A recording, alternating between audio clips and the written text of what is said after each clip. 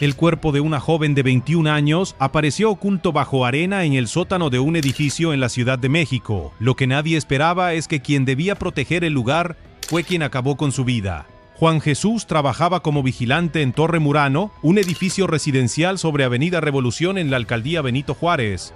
De 24 años, su labor era sencilla: controlar el acceso, revisar cámaras, mantener la seguridad, pero detrás de esa caseta de vigilancia, algo cambió el 15 de abril de 2026. Ese día, Edith Guadalupe Valdés había salido de su casa en Iztapalapa con la ilusión de conseguir empleo. Según su familia, había encontrado una oferta en redes sociales, una supuesta agencia de modelos que prometía trabajo inmediato. Le pidieron acudir sola, sin identificación oficial, directamente al edificio. La cita era ahí en Torre Murano, y ella confió.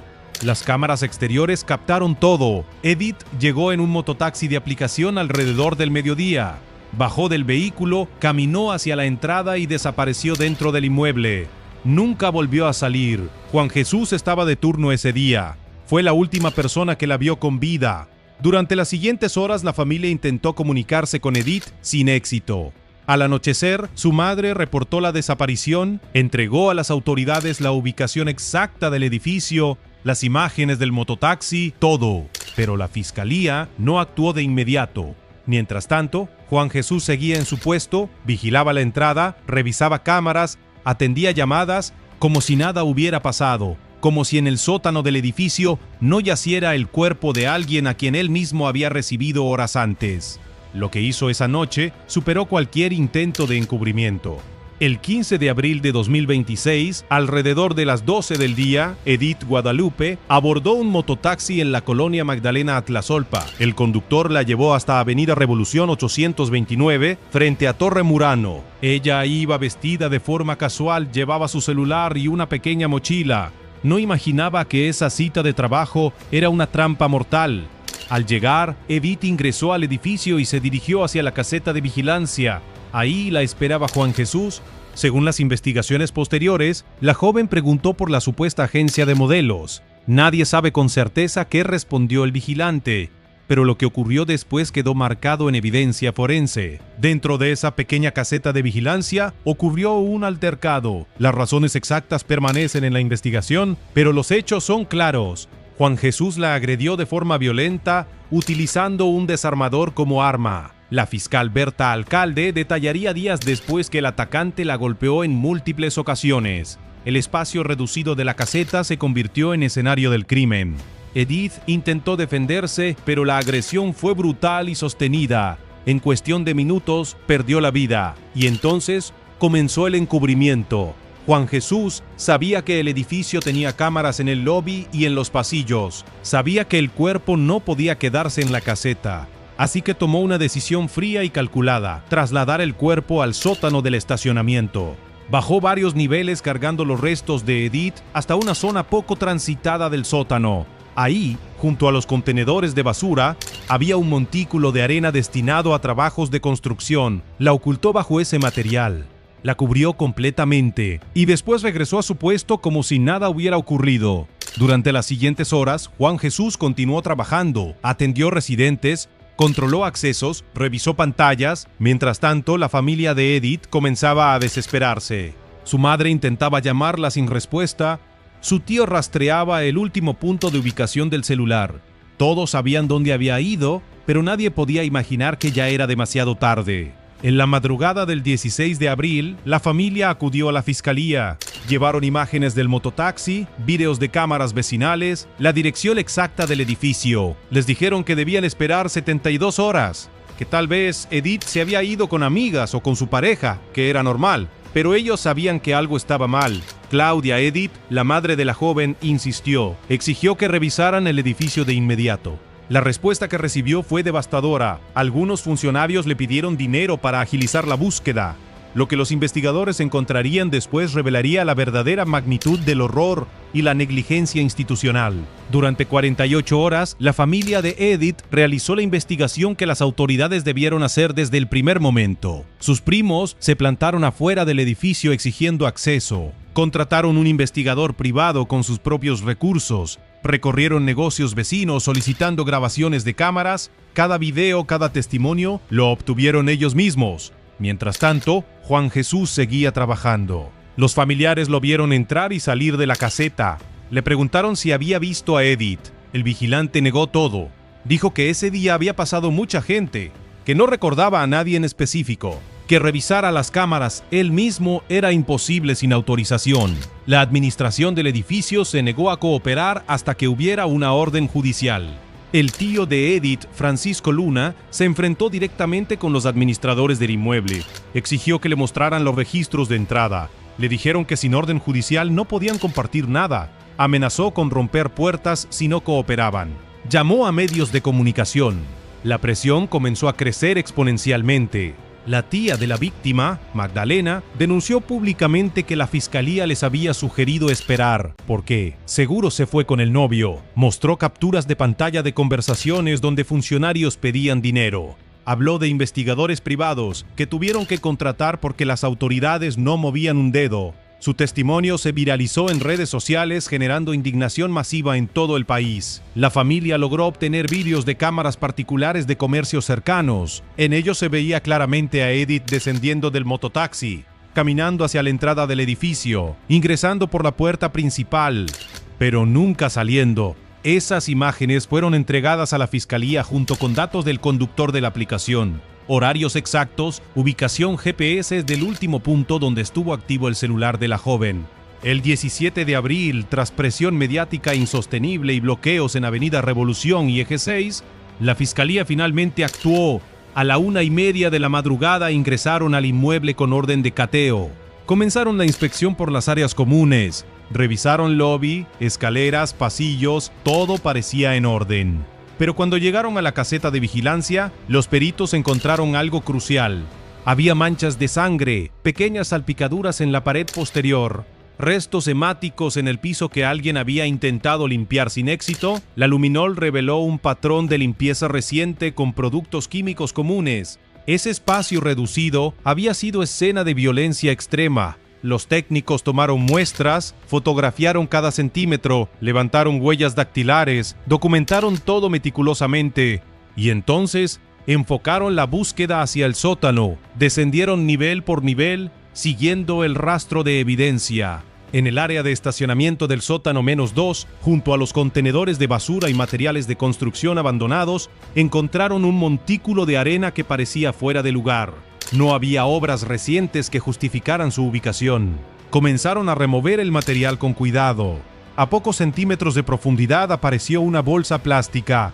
Dentro estaba el cuerpo de Edith Guadalupe. El dictamen forense preliminar confirmó lesiones compatibles con agresión violenta mediante objeto contundente. El informe de criminalística estableció que la caseta de vigilancia fue el lugar del crimen y el sótano solo el sitio de ocultamiento posterior. Las muestras de sangre coincidían genéticamente con la víctima. Las huellas dactilares en el desarmador encontrado cerca del cuerpo correspondían a Juan Jesús. La evidencia era absolutamente contundente. Pero surgió una pregunta que nadie podía responder con certeza. ¿Por qué? ¿Qué motivó al vigilante a cometer semejante acto contra una joven que apenas conocía? Las teorías comenzaron a circular entre investigadores y periodistas. Algunos hablaban de un intento de agresión de índole sexual que terminó en asesinato para evitar denuncia. Otros mencionaban que la supuesta oferta laboral era parte de una red de engaños donde el vigilante participaba activamente como cómplice. Investigadores analizaban si había más víctimas previas con el mismo patrón en otros edificios donde había trabajado.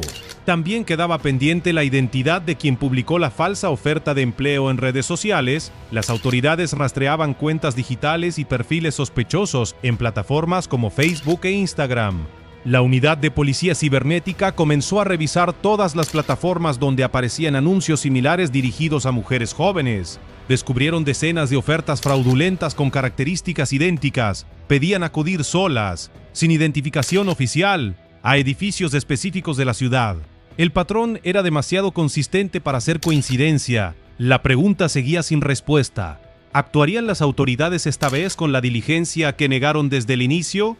Cuando la familia de Edith Guadalupe denunció su desaparición en la madrugada del 16 de abril, la respuesta institucional fue todo menos profesional. Claudia Edith, la madre, entregó información precisa y verificable, la dirección exacta del edificio, videos del mototaxi que la trasladó, el horario exacto de llegada según geolocalización. Esperaba movilización inmediata y búsqueda activa.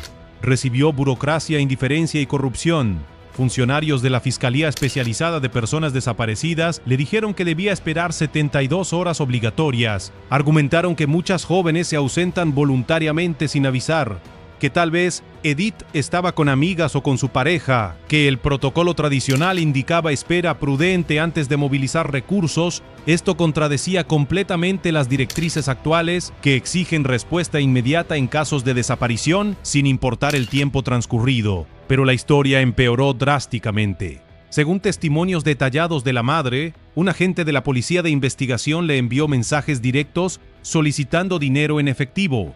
Le dijo que con recursos económicos adicionales podría agilizar la revisión de cámaras del edificio y acelerar significativamente la búsqueda. No especificó monto exacto en ese momento, pero dejó claro que sin dinero extra, el proceso sería lento y burocrático. Claudia Edith conservó los mensajes completos como prueba documental. Le pidió al funcionario su nombre completo y número de placa oficial. Se negó rotundamente a proporcionárselos. La extorsión era evidente, descarada y criminal. La familia gastó miles de pesos contratando investigadores privados certificados. Pagaron por análisis profesional de videos de seguridad. Invirtieron en rastreo digital especializado del celular. Todo con recursos propios limitados, mientras funcionarios públicos que cobraban salario del Estado pedían sobornos descarados. La indignación crecía con cada hora perdida y cada peso gastado. Ante la negativa sistemática de las autoridades, la familia tomó acción directa en las calles. Bloquearon Avenida Revolución completamente. Cerraron Eje 6 Sur, generando caos vehicular. Gritaron consignas frente al edificio durante horas. Cargaron pancartas con el rostro de Edith impresas a todo color. La presión mediática comenzó a crecer exponencialmente en televisión nacional. Medios nacionales cubrieron el caso en vivo con transmisiones continuas. Redes sociales exigían respuestas con hashtags tendencia. Colectivos feministas de toda la ciudad se sumaron a las protestas con tambores y megáfonos. Solamente entonces, 40 horas completas después de la denuncia inicial, la Fiscalía ordenó finalmente el cateo del inmueble. El hallazgo del cuerpo provocó una crisis institucional inmediata sin precedentes. La fiscal Berta Alcalde compareció ante medios reconociendo fallas graves y sistemáticas. Admitió públicamente que hubo retrasos completamente inaceptables. Confirmó que personal específico de la Fiscalía estaba bajo investigación formal por posibles actos de corrupción y extorsión. Anunció la separación inmediata de los funcionarios señalados directamente por la familia. Prometió que la Unidad de Asuntos Internos determinaría responsabilidades, tanto administrativas como penales sin excepción. Las palabras sonaban bien en conferencia de prensa, pero las acciones previas hablaban mucho más fuerte. Durante 2 días cruciales, mientras Edith yacía muerta en ese sótano frío, las autoridades hicieron literalmente todo menos su trabajo obligatorio. Mientras la familia se endeudaba contratando investigadores privados caros, los ministerios públicos pedían sobornos vergonzosos. Mientras los primos rastreaban cámaras casa por casa agotadoramente, los policías esperaban órdenes que nunca llegaban desde arriba. Clara Brugada, jefa de gobierno de la Ciudad de México, emitió un comunicado oficial condenando enérgicamente el feminicidio. Exigió investigación rigurosa hasta las últimas consecuencias. Pidió castigo ejemplar para los responsables tanto del crimen violento como de la negligencia institucional grave. Pero sus palabras llegaron tarde después de que el caso explotara completamente en redes sociales y la presión pública se volviera absolutamente insostenible para ignorarla. La detención de Juan Jesús ocurrió el 17 de abril por la noche en operativo coordinado.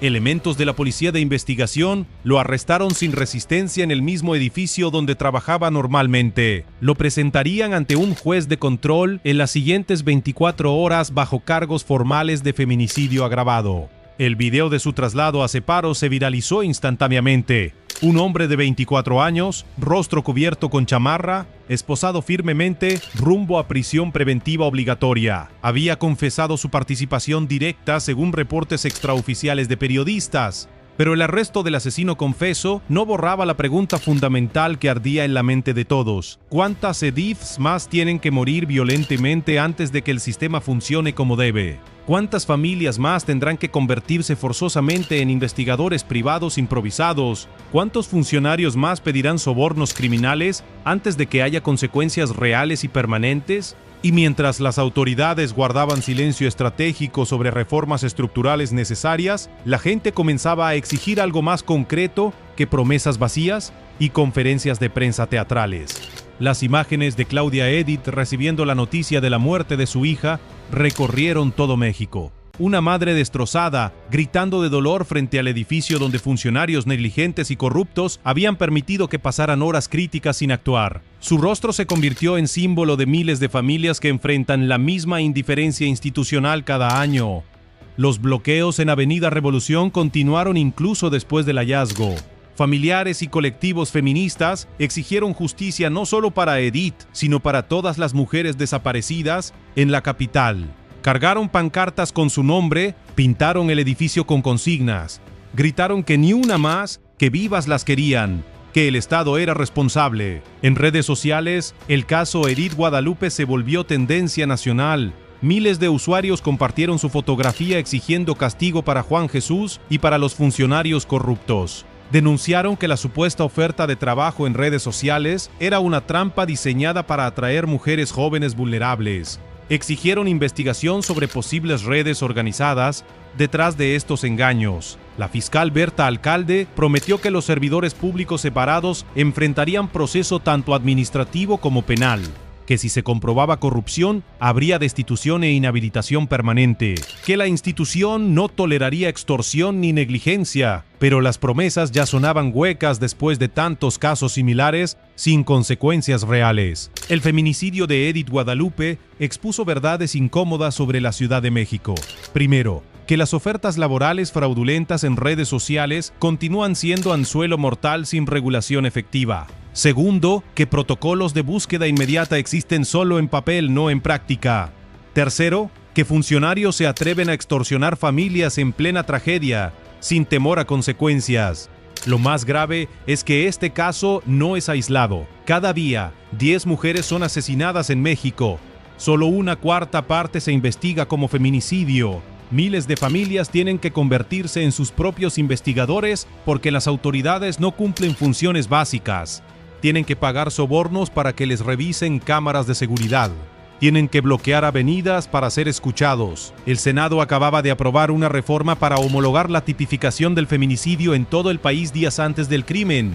La presidenta Claudia Sheinbaum había impulsado cambios legislativos buscando justicia efectiva, pero las leyes en papel no salvan vidas si quienes deben aplicarlas piden dinero a madres desesperadas. Juan Jesús enfrenta proceso por feminicidio. Podría pasar décadas en prisión si se comprueba su culpabilidad, pero su detención no devuelve a Edith, no repara el daño a una familia que tuvo que encontrar a su hija por cuenta propia, no garantiza que la siguiente joven que desaparezca recibirá respuesta inmediata en lugar de extorsión.